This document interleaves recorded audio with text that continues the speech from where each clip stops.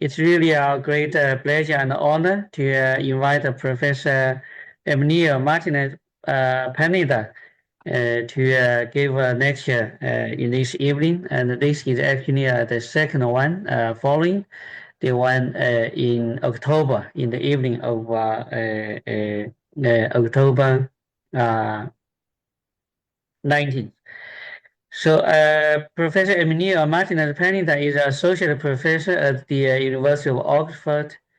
Before he joined Oxford, he was a reader, that is, associate professor at the Imperial College, London, where he led interdisciplinary research group from 2019 to 2023.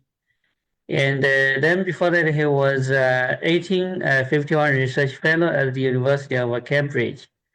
His research interests focus on addressing fundamental scientific challenges that can accelerate our transition to a net zero carbon society and assist in tackling our energy and climate crisis.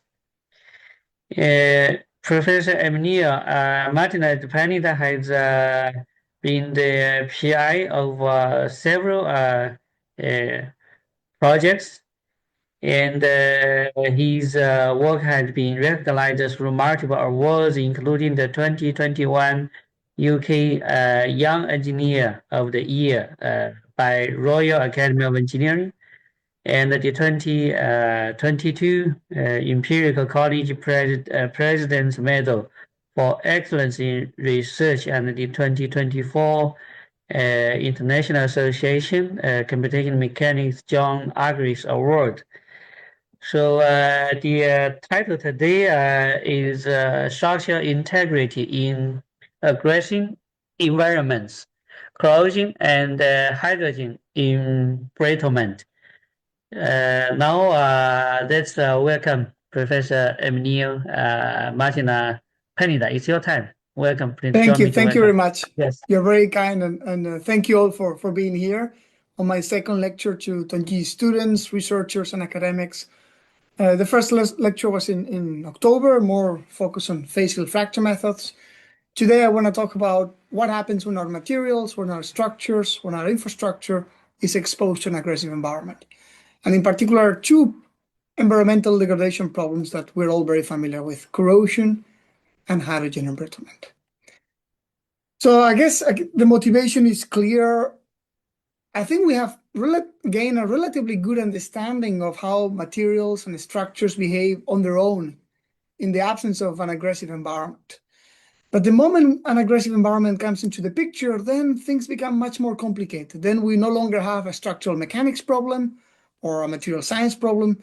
We have a problem that is interdisciplinary, that crosses the boundaries of chemistry, of civil engineering, of material science, of condensed matter physics, and those are much more difficult to predict. And in fact, we see that failures, structural failures due to interaction with the environment, they occur everywhere, in all the countries of the world, all the time. And they're not really decreasing, they actually continue to increase. So they're very difficult to predict. And this, you can see some of these are very famous failures. This bridge collapsed in Italy a few years ago due to concrete-induced corrosion. This is one of the largest accidents in the history of offshore engineering, which was due to hydrogen embrittlement. This was a disaster that I know very well because I was a teenager in Spain when this happened, and all the beaches of the region where I live got polluted by this accident, which happened due to corrosion. This is another classic airport in the US. And this is one recent in the UK related to one of our famous skyscrapers in London, where, as you can see, hydrogen embrittlement led to some structural integrity issues. So these problems are happening everywhere in very well-developed countries where we have well-established engineering standards, where there's no room for human error, everything is very well controlled. And this is because we don't really fully understand what happens in these cases. It's very difficult to predict what happens when the environment comes into place, when we have a chemomechanical degradation of materials and structures. So we need new understanding, and we need new models that allows us to predict when these things will happen and prevent when these catastrophic failures will happen. And that's not only important from the point of view of catastrophic failures, preventing things from happening, but also to accelerate the energy transition. As you all know, everywhere we are aiming to decarbonize society and industry. We are hoping to take over green technologies that will not contribute to CO2 emissions. And these problems that I mentioned before, corrosion and hydrogen embrittlement, the interaction between an environment and a material, an infrastructure, is going to be critical for that. One part is the hydrogen. You can see here there's big push for hydrogen, and China is leading part of this push. But as you can see, some of the few countries that are starting to deploy this infrastructure are already seeing accidents as a result of this material degradation due to the environment, in this case, due to the absorption of hydrogen atoms. So there's very few countries that have started doing things on hydrogen infrastructure. China is one of them, Norway is another one of them, and you can see that accidents are already starting to happen. Imagine what would be the situation when everyone starts massively deploying this infrastructure if we don't understand these problems, if we don't have models that allows us to predict these problems. And corrosion, of course, is also critical for many applications and sectors, and also those related to the energy transition. One of them is offshore wind turbines. We work quite a lot with the offshore wind energy industry in trying to understand corrosion fatigue in offshore wind turbines. And I know this is also a big problem in China. I've been collaborating or discussing with colleagues there.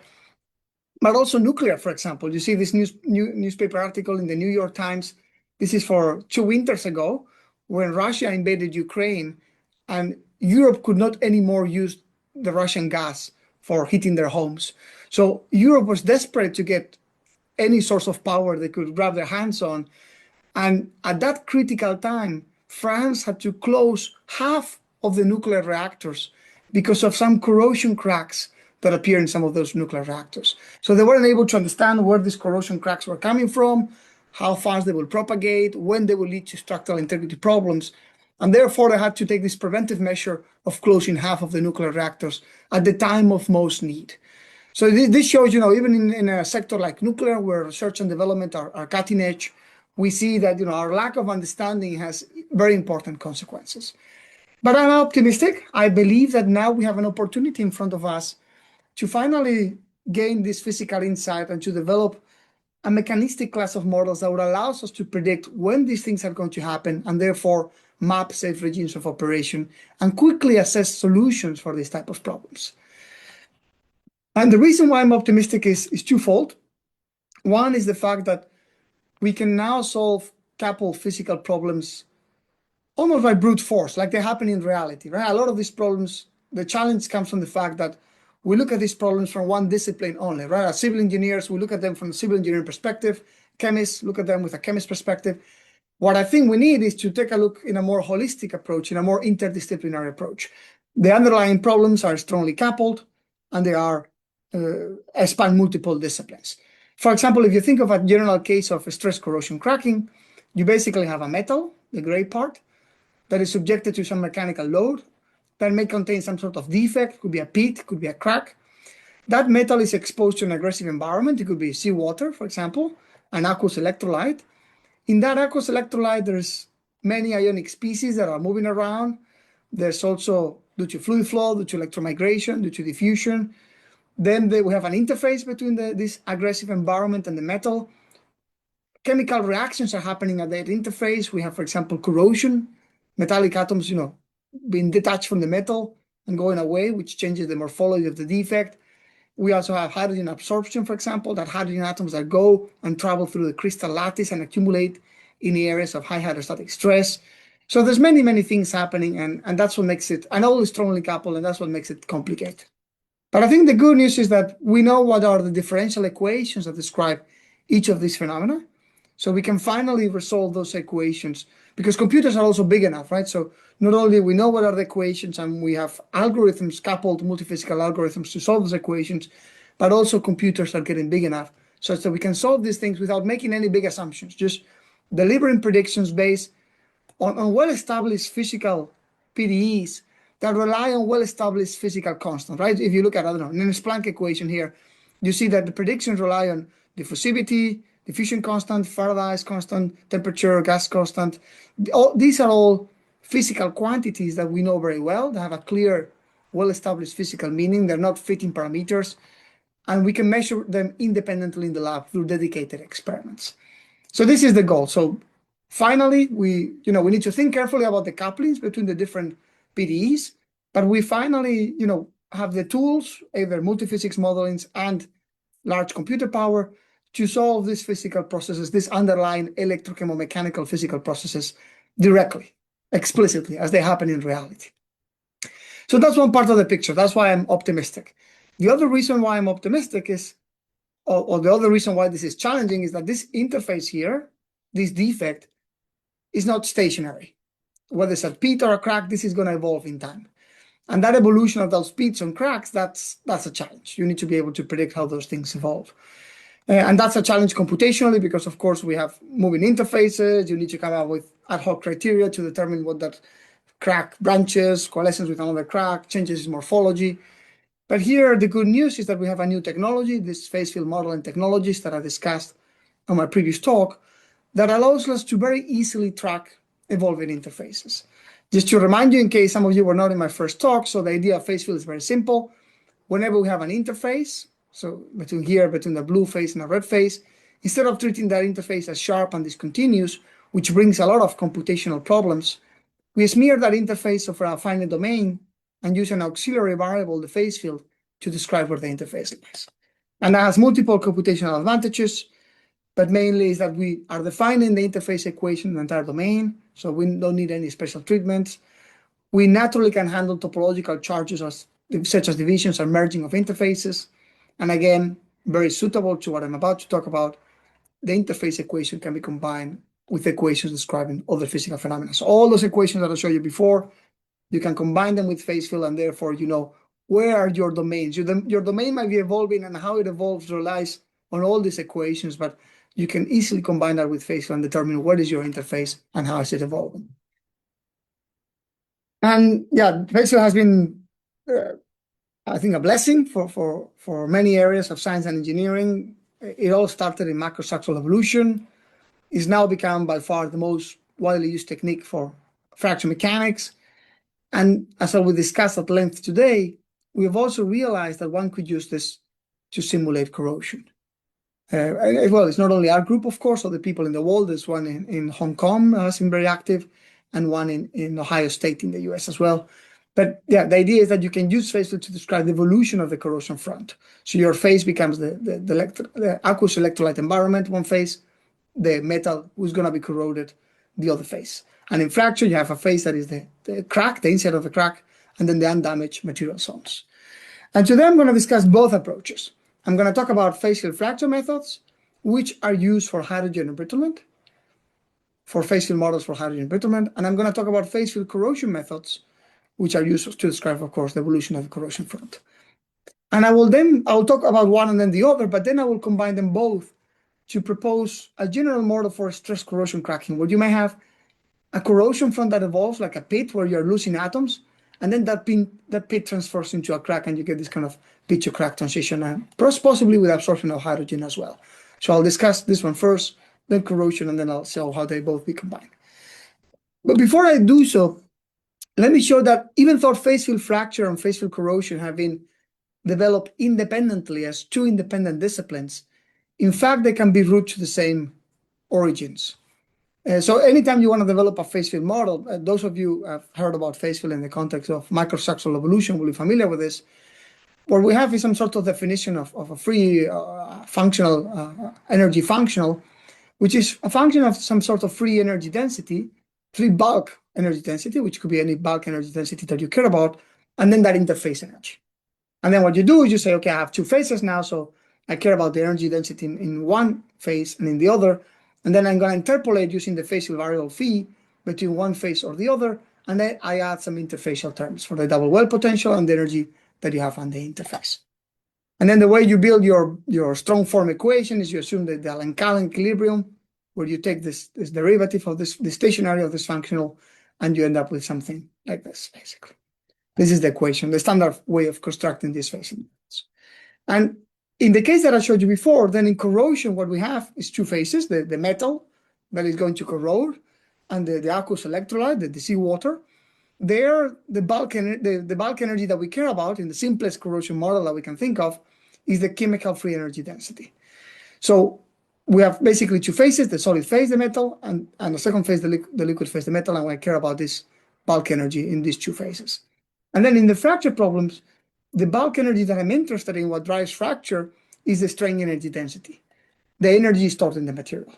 And then I have two phases as well. A first phase that is the uncracked material, where the strain energy density is given by this expression in the case of linear elastic solids. And then the second phase, which is the crack, where I cannot carry any load, so it's equal to 0. And when I do that and I substitute in that equation, you will see that, first of all, we assume that it's a static case. So this term here that goes with the rate is equal to 0. You have then this equation equal to this.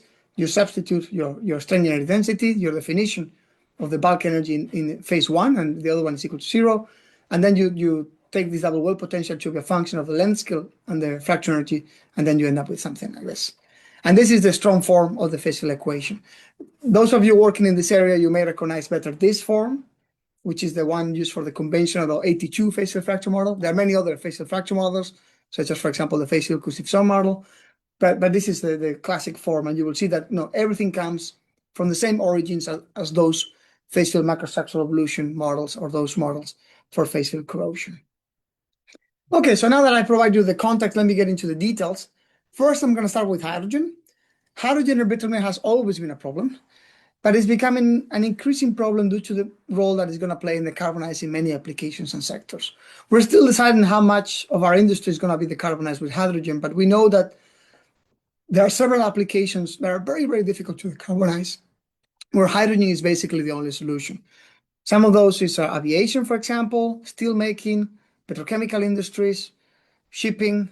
So hydrogen can play a role in many of these sectors. And as a result, all governments worldwide are betting strong on the hydrogen, and they are allocating significant sums of money to establishing a hydrogen energy infrastructure. And I think the key point is that we're going to go from 0 to something big very quickly, right? So, for example, the European Union is aiming at having 30,000 kilometers of hydrogen transport pipelines over the next 5 years or 7 years. So in a very short time, we're going to suddenly deploy a very large hydrogen infrastructure. And that's going to be a challenge because, as we know, since a long time ago, hydrogen makes metals very brittle. What you see here is a screenshot of a paper published 150 years ago in the oldest journal of the world, the Proceedings of the Royal Society of London, where Johnson writes about some remarkable and extraordinary decrease in fracture toughness and breaking strain of iron and steel in the presence of hydrogen. And in those days, you will very rarely talk about remarkable or extraordinary, but the way that hydrogen interacts with metals is indeed quite remarkable and extraordinary. You can see this here. For example, on the left, I'm showing some uniaxial stress strain curves. And this is a pipeline steel, if I remember well. And you can see that if I expose this pipeline steel to any sort of hydrogen environment, could be an environment that contains hydrogen gas, hydrogen molecules, you see that hydrogen enters the metal and very significantly reduces the ductility of the metal. You can see how the failure strain decreases. Even more shocking, I find, is the reduction in fracture toughness. What you see here is a plot of fracture toughness for a pressure vessel steel as a function of the hydrogen content. And you can see that a tiny amount of hydrogen, only 6 parts per million of hydrogen, are sufficient to bring down the toughness from above 200 megapascals square meter to below 20 megapascals square meter.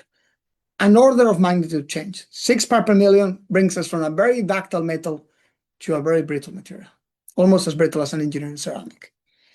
And the same goes for fatigue crack growth rates. These are pipeline steels exposed to hydrogen gas. This is crack growth speeds in log-log plot, the usual kind of Paris law behavior. You can see that in air, this is the response that you get. And the moment you bring hydrogen into the picture, you get an increase of at least an order of magnitude due to this introduction of hydrogen into the metal. So quite a remarkable impact. And of course, this is going to challenge all our plans of deploying a hydrogen energy infrastructure. So we need to think of how we can do that. And models can be critical because a good model will allow us to not only prevent catastrophic failures that might happen, like in that example from the newspaper in Norway, but also in map safe regimes of operation. So we can accelerate the deployment of this hydrogen energy infrastructure. And in order to develop those models, in order to come up with a mechanistic model, we again combine these ideas of phase field and multiphysics modeling.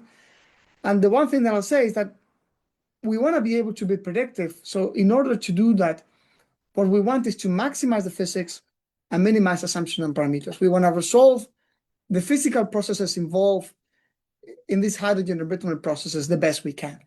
And this means that we're going to handle the three main stages involving hydrogen embrittlement: the uptake of hydrogen into the metal, the transport and trapping of hydrogen within the metal, and finally the embrittlement process per se, how the nucleation and growth of cracks is triggered by hydrogen. Let me tell you briefly about these stages. When we come to the first stage, is the hydrogen uptake stage. What we want here is to predict for a given environment, aqueous electrolyte or gaseous environment, how much hydrogen can come into the metal. And what we see is that for a gaseous environment, we have good news because we have a closed form expression that relates the fugacity of the metal, the pressure of the environment, the fugacity of the environment and the pressure of the environment with the hydrogen concentration, the quantity that we're interested in. And this is related to something called the solubility, which we can measure in the lab.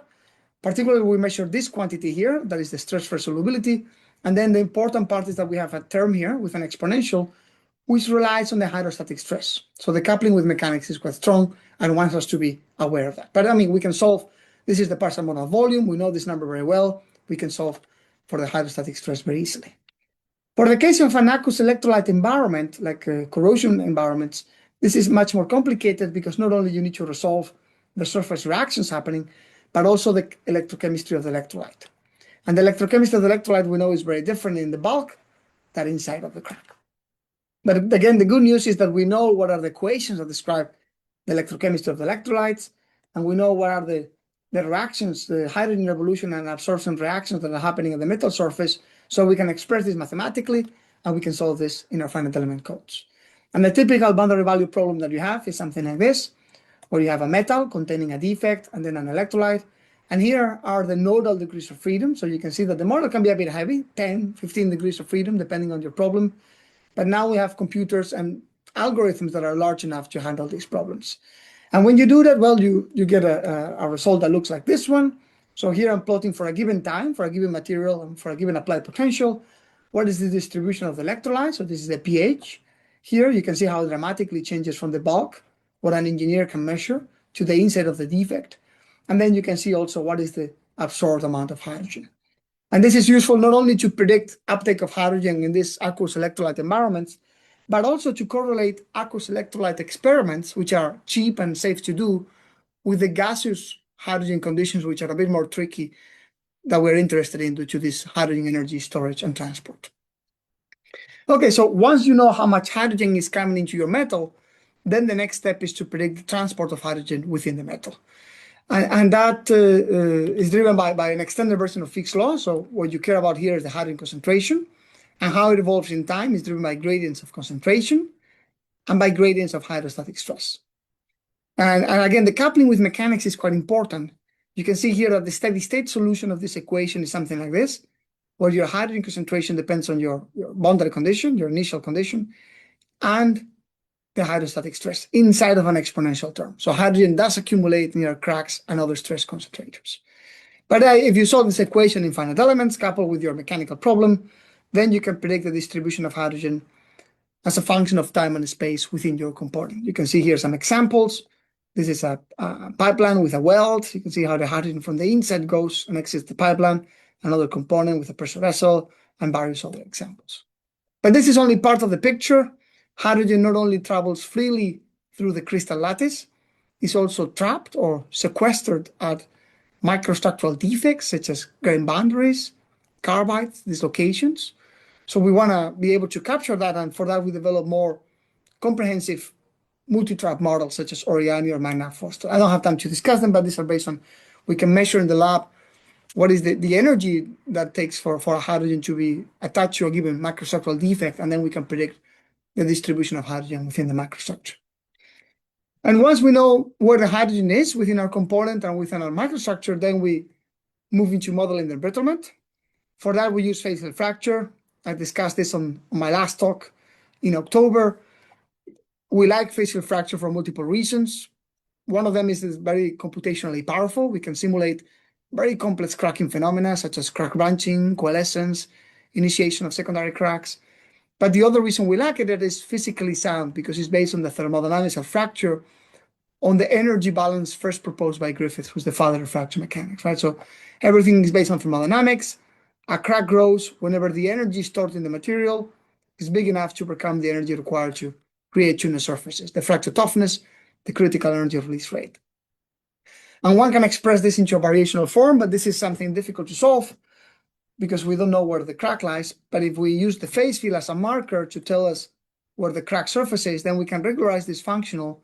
And by minimizing this functional, we can predict the evolution of cracks just as a competition between the stored energy, which is driven by mechanical loading, and the energy required, the fracture energy, the energy required to create cracks. And you can see that it's kind of a non-local continuum damage mechanics model. You have a gradient and therefore a length scale. So your results are going to be mesh independent as long as your mesh is fine enough to resolve that length scale. And the phase field is going to degrade your load current capacity. And I typically show this image just to show an example of the capabilities of the phase field. You can see that we can capture on the original finite element mesh in an implicit way without any convergence problems, a rather complex cracking phenomena where you have crack branching due to the application of a dynamic load. But here you see the balance equations. By the way, I'm going to use always red color, like in my talk in October, to denote crack material, and blue to denote intact material. And I'll do the opposite actually for the corrosion problem. Red will be the metal and blue will be the seawater or the aqueous electrolyte. Anyway, these are the two balance equations that you solve for. So the standard one, the balance of linear momentum with the phase field, the gradient, the load current capacity, and then an equation for the evolution of the phase field, which is a competition between the strength and the density and the toughness. And when you do that, you can solve many complicated problems. We discussed some of this on the last talk. You can see here examples from our group and other groups showing problems in metals, in ceramics, in composites, in functional grade materials, and showing very complicated cracking phenomena and showing a remarkable agreement with experiments. So it looks promising, and therefore we decided to contribute to this community. I discussed in October some of the new formulations that we have proposed, extending phase field to numerous applications. But today the one I want to focus on is hydrogen embrittlement. And when you want to model hydrogen embrittlement, basically the simplest model you can think of is something like this. So we proposed this model back in 2018. You have the standard balance of linear momentum, the hydrogen transport equation, and then the damage one, which is the phase field one. And the key coupling here is this one: how do you reduce your factor energy with the hydrogen concentration? And there's two approaches that we have taken. One is what I like to call the mechanistic approach, where we don't have to calibrate anything with experiments. You basically do an atomistic calculation once in your lifetime that tells you how your fracture energy or your surface energy degrades with the hydrogen occupancy of your critical interface. For example, this is fracture energy in nickel as a function of a coverage of hydrogen in two types of grain boundaries. And that allows you to quantitatively correlate, the grain boundary occupancy, which you know because you're solving hydrogen transport and correlating that to microstructure. So for every grain boundary in your component, you know what is the occupancy of hydrogen. You can go here and you can reduce your fracture energy. The other approach that some of our industrial partners use is the more phenomenological approach, where they say, well, we're looking into materials that we have tested in hydrogen many, many times. So we already have a plot of fracture toughness versus hydrogen content. Why don't you feed that plot with a polynomial, with a degradation function, and then use that one directly into the phase field? That's another possibility. So let me show you some examples of what we can do, representative results of what one can obtain with these models. So here you see an example of pre-charged steel bars that have been pre-charged with hydrogen, and you can see them tested until failure. You can see that the model agrees very well. These are high-strength steel bars. This is a set of experiments conducted in Norway on duplex stainless steel bars. They immersed those duplex stainless steel bars in a seawater environment, and then they applied cathodic charging to introduce hydrogen. And then they subjected each of those bars to a constant load and measure the time to failure. And as you can see, of course, because we have different applied loads, we have different time to failure. All of the bars fail relatively early for engineering timescales, but we can take the model and not only reproduce the experiments, but also run virtual experiments over very large timescales, and therefore determine the load below which you will not see embrittlement. So this is one of the advantages of models. We also use this for pipelines, and the importance will become clear in a minute. So you see here R curves, crack growth resistant curves for two types of pipelines in air and in hydrogen. You can see that the model captures very nicely not only the initiation of crack growth, but also subcritical crack growth and the amount of plastic dissipation that comes into it, and how that hydrogen lowers this for two different hydrogen environments. We've also combined this with electrochemical environments where we solve the electrochemistry of the electrolyte, and you can capture how the field evolves. I'll discuss this a bit later on, but this is an interesting application of the method, which requires thinking a little bit about the fracture opening when you think about phase field methods. But I think the key takeaway is that at the end of the day, these are mechanistic multiphysics models, but they are continuum scale models. So they are quite universal. They can be used to tackle many different problems, from small scale problems where you resolve the macrostructure, where you combine this with crystal plasticity finite element modeling, to large scale problems where you look at components like this screw here, or even farther larger scale components like pressure vessels and some sort of pipelines. And in fact, you can even create a digital twin of critical infrastructure. What you're seeing here is a pipeline containing hundreds of defects. These defects are due to corrosion. So we model a critical section of 3 meters of that pipeline containing more than 100 of those defects. We easily introduce those defects into the model because the phase field is a degree of freedom. So we can define an initial value for that phase field variable. And then we subject the pipeline to in-service conditions. And you can see here how the defects are growing, how they merge with each other. You can see at the top, and how eventually you get the complete failure of the pipeline. So again, the takeaway is that you have a tool that allows you to finally predict hydrogen-assisted failures as a function of the environment, the material, and the loading conditions. And not only for simple academic problems, but also for more complicated industry-relevant problems like these pipelines that you see here. We have also extended this to fatigue. There's an entire community devoted to phase field fatigue. We discussed this on my previous talk in October. The idea is that you add a fatigue degradation function to your problem that accumulates with the number of cycles. So now you have two things degrading your fracture energy, the hydrogen concentration and your fatigue degradation function. And when you do that, you're able to predict virtual lesson curves. So you can see here for both air and hydrogen, delivering a decent agreement with experiments. And you can predict as an output of the model things like Paris law behavior for any choice of environment and loading condition, or virtual lesson curves for any choice of geometry, here in this case a notch component and various hydrogen concentrations. And we actually did a study relatively recently. This study was led by Tongji, who was a student of Tongji. He did his undergrad in civil engineering there and his master's, and he did PhD between Imperial in my group and Tongji as well. And Tongji did this was work done with Tenaris, an industrial partner, where they were very interested in characterizing fatigue crack growth rates in hydrogen environments. And it was a tricky problem because we weren't able to calibrate our model. We are only allowed to calibrate our response in air, to calibrate the two parameters that come with the fatigue model that are still not fully understood. I mean, we know that somehow they represent how susceptible a material is to damage when you're loading it cyclically, but they're still not fully understood. So we calibrated those here, but then we had to predict all this data without any further calibration. Data across a wide range of hydrogen pressures, loading rates, loading frequencies, load ratios, and the model was able to predict, as you can see, with a very good agreement, all the data that we threw to the model. So that showed the potential of this model. And recently, Tongji has also been able to show that the model can deliver a good agreement with large-scale experiments. You see here the number of cycles to failure versus the different materials. And these are full-scale experiments that were conducted in Japan some years ago. And they tested different materials and alloy and notch configurations. You can see the model agrees very, very nicely with the models. So I'll finish the hydrogen part just by discussing one case study that in Europe is becoming quite pressing. I think it will also be of interest in China. I've seen a number of academics from China also working on this area, which is basically understanding under what conditions will hydrogen transport pipelines fail. So there's a very big push. This is a map of Europe. And these, as you can see, all these lines are the hydrogen transport pipelines. There's a big push to establish tens of thousands of hydrogen pipelines over the next 2 to 5 years, so in the very short term. In fact, some countries like Germany are already starting to put hydrogen into the pipelines.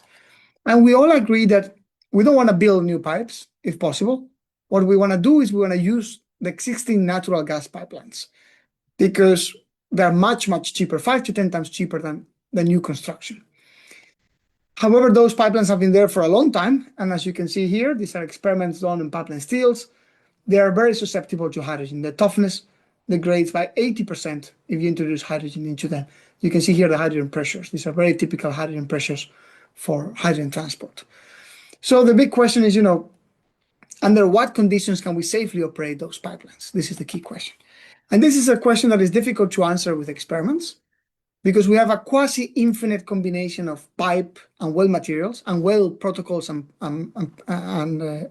qualities. This natural gas pipeline infrastructure has been installed over a period spanning more than 5 decades.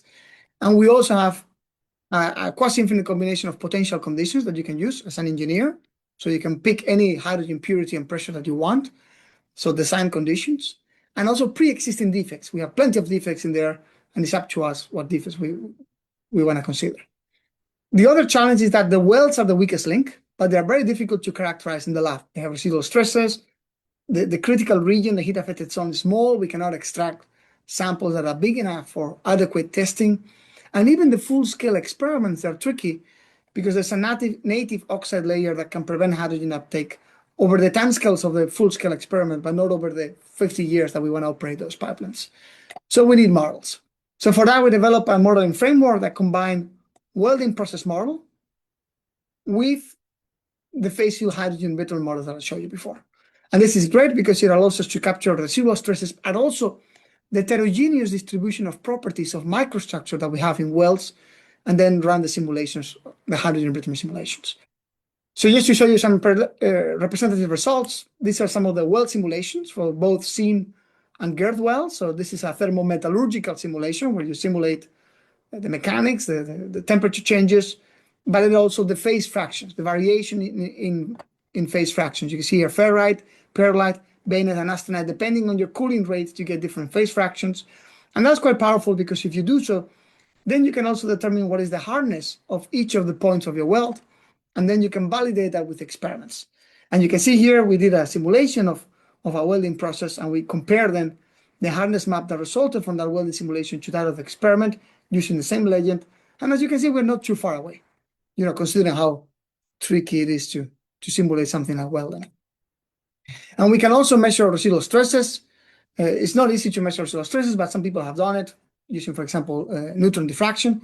And you can see here, these are the experiments, the outcome of the experiments, a bit noisy. But again, this is the predictions of the simulations for a complex multi-pass girth well. And you can see, again, we're using the same legend, and the agreement, I think, is quite decent. So now, basically, that allows us not only to capture what is the residual stress distribution, but also the property distribution and how this heterogeneous distribution of properties becomes more susceptible to hydrogen embrittlement.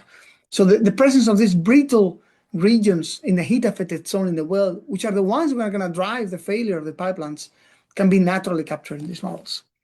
So then what we do is these phase field hydrogen embrittlement simulations. So we increase the hydrogen pressure, as you can see here.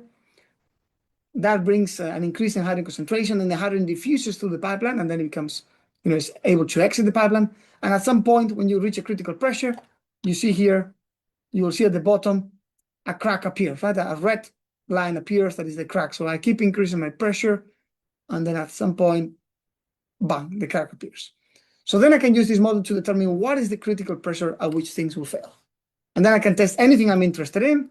So one of the things I'm interested in is in defects, of course. So we look into various types of defects. There's many defects that you get when you do welding, and the natural gas standards allow you to survive with some of those defects. So we try to answer the question, okay, those defects that are safe in natural gas pipelines, are they safe in a hydrogen-containing environment? And we learned a lot of things related to residual stresses, to microstructural heterogeneity, to pre-existing defects. But what I found interesting is that we predicted that for a typical worst-case defect scenario, a defect of 3 millimeters long along the heat-affected zone, which are defects that they know they have, the critical pressure was 15 megapascals. And there was a full-scale experiment done months after we published our paper, where they got a critical pressure of 12 megapascals for a defect that was more or less similar to that one. So that was quite encouraging, basically. Okay, so now I have 25 minutes, and I'm gonna basically finish with the corrosion part. And I don't think maybe I'll try to finish in 20 minutes to give some time for questions. But I don't think the corrosion is a problem that needs a lot of motivation. You are all familiar with corrosion. I was just looking at my bike this morning, and it has very clear signs of corrosion. I need to take a bit more care of my bike. It's everywhere. Corrosion is absolutely everywhere. It affects all sectors, and it has a huge cost for society, right? It's a cost of $2.5 trillion per year. In the UK, we are a small country. The cost is 46 billion pounds per year. It's been labeled the biggest threat to the durability and sustainability of materials. It often results in catastrophic failures. And it's a long-standing scientific and technological challenge, right? We still cannot predict corrosion failures, even after all this time. And I would say that is particularly a problem that has eluded computational scientists. We have developed, we were looking at this problem mostly from an experimental point of view, and it has long been considered that corrosion is too complicated to model with computers. And it's a fair point. Corrosion is indeed a complicated problem to model because there's a lot of things happening. Now, if I think of this classic example where you have an offshore wind turbine that is exposed to seawater, as you know, this offshore wind turbine, they don't stay a long time in the sea. They need to, the service life is typically between 20 and 25 years, very little. Even nuclear power plants stay twice the time under operation conditions. And the reason being is that they corrode, corrosion fatigue. Basically, what you get is that you have pits that form at the interface between the metal and the aqueous electrolyte, the seawater.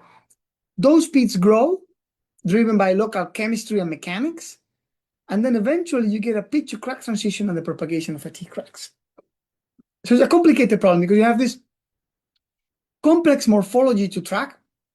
This complex morphology, how it evolves, is itself very dependent on it's driven by the local chemistry and mechanics.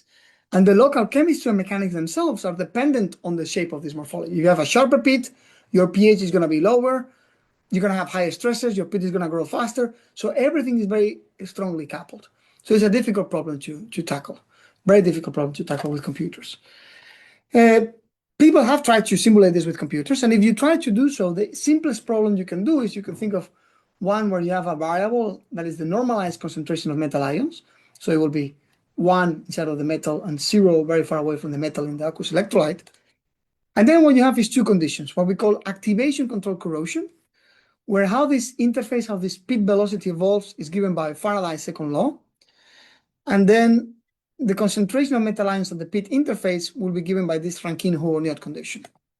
And then the other condition that you have is what we call diffusion control corrosion, when you have enough metal ions in the surface that you saturate. So the velocity is given by substituting the concentration of metal ions by the saturated concentration in the Rankine-Houellebecq condition, and the concentration of metal ions is given by this Dirichlet boundary condition.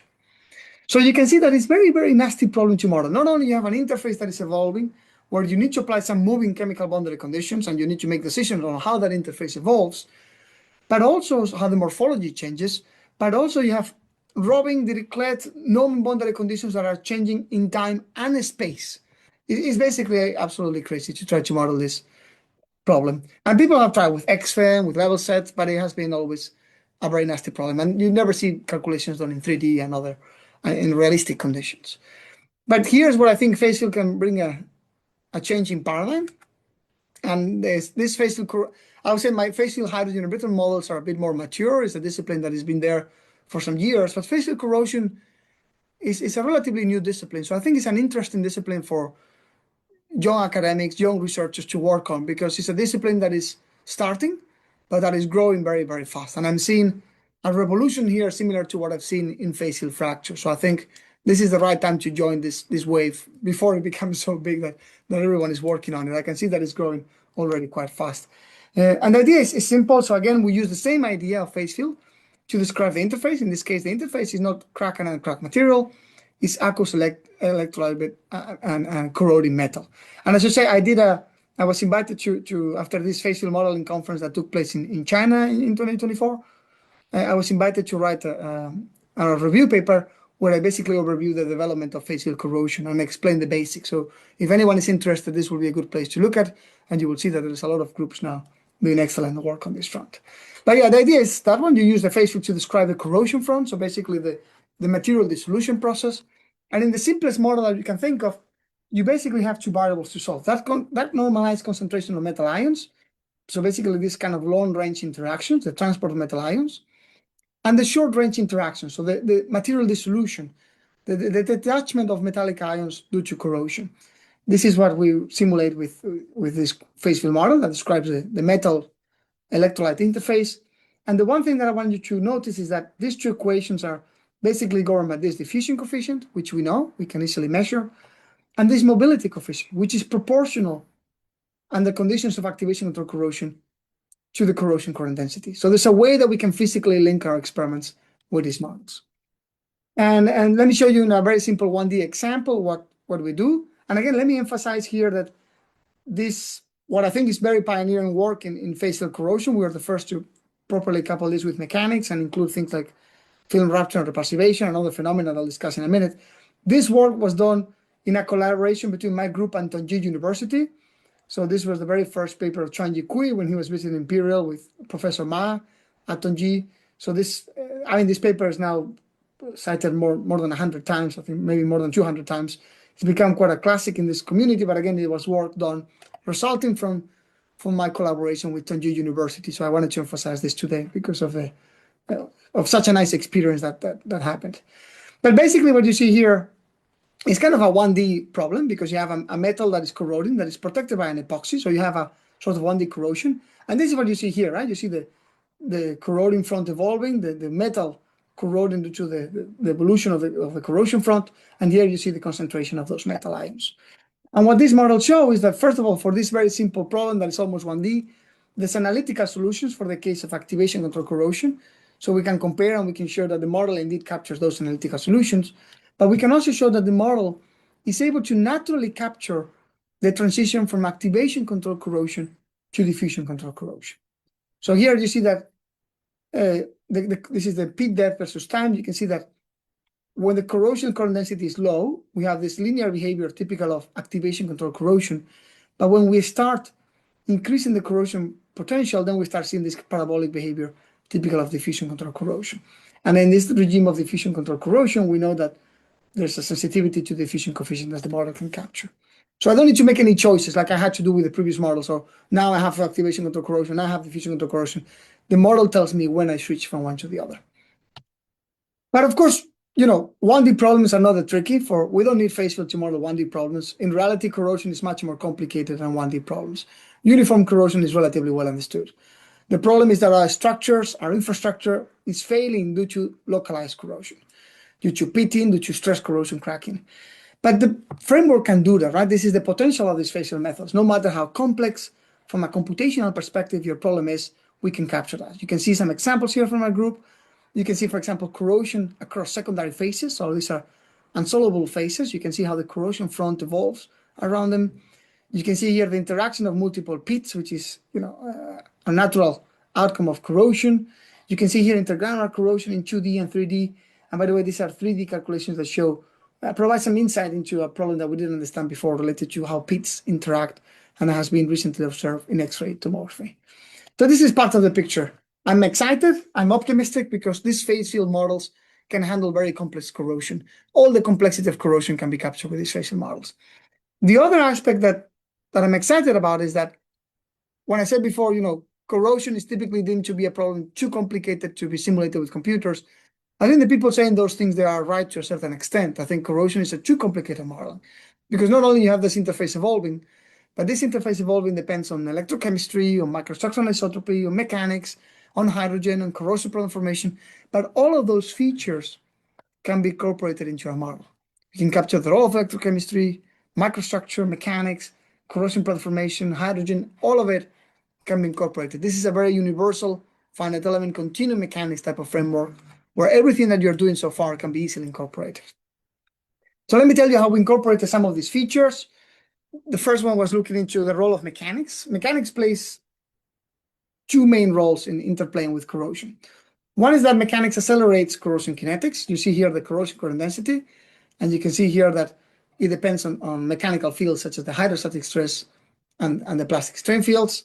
This is the Goodman equation, the mechanochemistry Goodman equation. We can incorporate that easily into our phase field model because, as I said before, the mobility coefficient is proportional to the corrosion current density, so we can enrich this definition of the mobility coefficient to come up with mobility coefficient that depends not only on the corrosion current density, but also on mechanical fields. And then we can run these virtual C-ring experiments to see if we can capture that effect of load. And as you can see here, in comparing with the two experiments, we get a very good agreement, not only in the level of the corrosion depth, but also in the morphology of the corrosion problem. You can see here this corrosion defect, how we can capture on the same scale.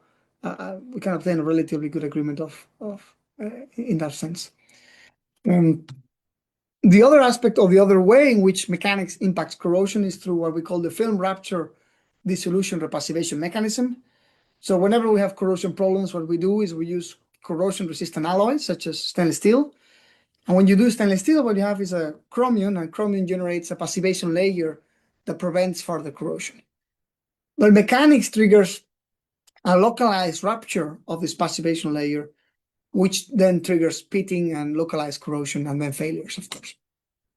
And this is kind of a cyclic process, right? So the moment you rupture your passivation layer, your corrosion current density is quite high, but then you start again repassivation, you start depositing the film, and as the film becomes more and more stable, you lower your corrosion current density until your mechanical strains over this new film are big enough that you rupture again. But we can capture easily that into our model, because we can accumulate the mechanical straining on this new paint, on this new film, and then we can also define the mobility coefficient to capture this drop in corrosion current density associated with the formation of this passivation film. And when you do that, then you're able to resolve the interplay between repassivation and pit straining kinetics.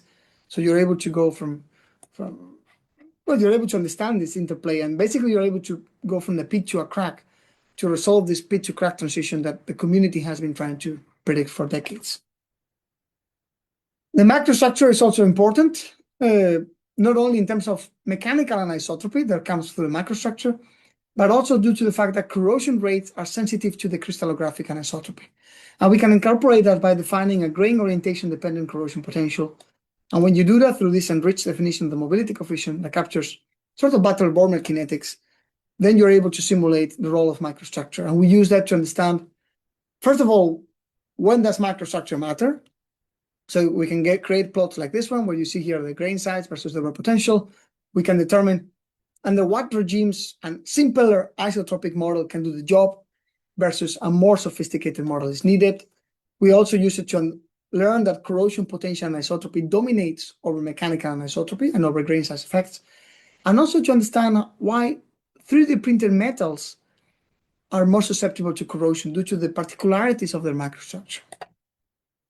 We've also interested in the role of electrochemistry. As I said before, everything here is strongly coupled. As your pit evolves, your electrochemistry is going to evolve as well, and this is in turn going to affect how your pit evolves. So again, this is a matter mostly of computational power, but we can be greedy. We can incorporate the electrochemistry of any relevant ionic species, and then we can solve this combined electrochemomechanical coupled problem, and then we can capture the effect, for example, of the solvent concentration of the environment, of the applied potential, and we can capture how, as the pit or your defect grows, how the environment is changing inside of that pit.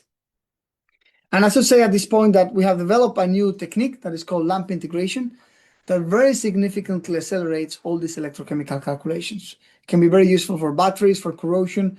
I mean, just to provide you an example, when we model hydrogen uptake in electrochemical experiments, so those results that I showed you at the very beginning, when we use commercial packages like COMSOL, we need 5 days of supercomputing time to predict 10 minutes of hydrogen exposure.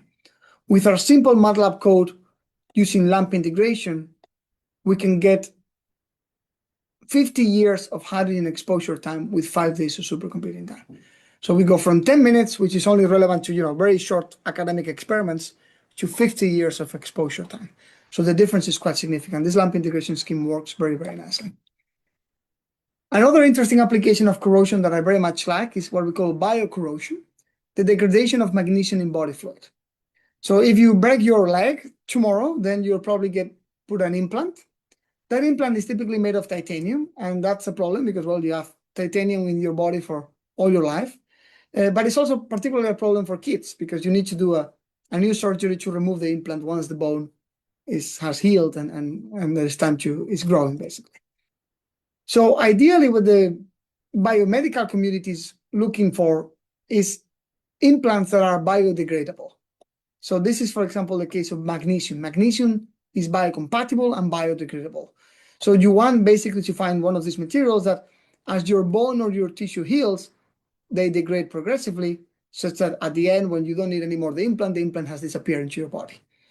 The problem with magnesium, which is the most promising candidate, is that it degrades too fast. It doesn't go like this. It corrodes very fast in biofluid, and that's something like this. So it corrodes too fast, so fast that there's not enough time for the bone to reheal. So it's not being used now, but there's a lot of people thinking of many approaches to try to overcome this. For example, alloying or using different geometries or using composites. But of course, this is a very slow process, like an experimental trial and error process, and we cannot do experiments in humans, so we are also limited on the experimental side of things. But with models, we can reproduce those conditions. We can accelerate the discovery of these new implants, the assessment of these new engineering solutions, and we can also run experiments under conditions relevant to human body. So we can kind of calibrate our models with in vitro conditions and then simulate in vivo conditions. So this is what we do. We develop this facial model for biocorrosion, and then we can compare with experiments. We see that we seem to get a very good agreement across various conditions, and we can also not only simulate very simple academic experiments like the kind of coin cell experiments, but also we can look into stents, so full-scale 3D problems. This is the case of a magnesium stent, or screws, plates, and any other component that you might be interested in. You can see here the case of a screw being degraded, a plate, and even now people are looking into playing with the geometry, coming up with lattice materials, and you can see that we can also introduce those into our component. And I will finish now with the very last item, which is what if we combine everything? So everything that I told you, my first half of my talk was about facial fracture and hydrogen. The second half was about corrosion. In many cases, we have a stress corrosion cracking, and we don't know what is behind this stress corrosion cracking, whether it was the hydrogen or it was corrosion, whether it was anodic dissolution, I would say material degradation mechanisms, or it was hydrogen uptake and degradation mechanisms. Why if we just put everything? So at this point, we become greedy. We have a facial model for fracture. This is, by the way, again, another GMPS paper done in collaboration with Tongji. What if we have fracture? What if we have a facial model for corrosion? We combine both, and then we add the hydrogen transport, the corrosion, the electrochemistry, the whole package. And when you do that, basically, you're able to predict failures as a function of the environment without making any assumptions. You're running kind of both degradation models at the same time, and then the model will determine which one is the most likely to occur. So then you are able to capture stress corrosion cracking failures across any choice of environment, showing a good agreement with experiments. And we were able to finally replicate those classic seminal experiments that Gould did in the 80s, where he was interested in figuring out whether aluminum alloys, when they fail in corrosive environments, were failing due to anodic dissolution mechanisms, or kind of corrosion, material dissolution, or due to the uptake of hydrogen. So he devised a clever experiment where he said, okay, I'm going to have these components, which you're going to have a notch. They're going to be immersed in the interior of the sample. It's a cylindrical hollow test. You're going to be immersed into a corrosive environment. So you're going to express your metal. You're going to expose the inside of your sample to corrosive medium, but I'm going to protect the outer surface such that it's not exposed to an environment. And then he said, then we're going to expect the cracking. If the cracking occurs on the inside, then it must be due to corrosion occurring here. But if the cracking occurred near the notch, it must have been due to the hydrogen that was generated here and that it traveled there to accumulate in areas of high hydrostatic stress. And what he saw was that the cracks initiated from the outside, so he thought, okay, for these conditions, hydrogen embrittlement is dominant. It is the hydrogen what drives the failure. But what we could do with our model is not only replicate the experiments. You see that he predicted failure, I think, after 11.6 hours. We predicted failure after 11.2 hours, so quite close. But we were also able to generalize his experiments to consider a wide range of conditions, and therefore be able to predict what will happen under other conditions, and at what point these two mechanisms start acting in concert, and at what point our environment is so anodic that it's mostly corrosion driving the failure. So that's all. I will finish with some concluding remarks. I would just say that I think, the combination of phase field and multiphysics modeling allows us to finally explicitly resolve from sort of mesoscale first principles the physical phenomena that are happening in front of us as they happen in reality. So removing big assumptions, removing fitting coefficients. When we apply this to hydrogen embrittlement, we have seen that we are able to achieve an unprecedented level of agreement with experiments, and we can bring this idea of virtual testing to hydrogen-containing environments. And when we do this in corrosion, I think, again, this is what I emphasize, an emerging, relatively new field, but growing fast, and one that I think is going to be quite an interesting one, because corrosion is a big problem, but a problem that we always thought could never be simulated with computers. And I think this phase field corrosion models does allow us to simulate those problems, to tackle those problems with computers. And finally, I can show you that when we combine both problems, the stress corrosion cracking and hydrogen embrittlement, we're able to develop the first generalized model for stress corrosion cracking, where we don't have to make any assumptions. We let the model tell us when failure occurs due to whatever mechanism that is driving. And just to finish, as always, emphasize that all the codes that we develop are openly shared. You can download them from our website. We have developed codes in our own in-house codes in MATLAB, in C++. We also use open house platforms like Phoenix, Julia, but also use commercial packages such as Abacus and COMSOL, which they are catching up. So COMSOL now has hydrogen embrittlement implemented. They have phase field fracture. They have hydrogen uptake based on our model. So they're really catching up and implementing those things quite quickly. Thank you all for your attention. And of course, thank you all to my sponsors as well. Thank you very much. Thank you very much.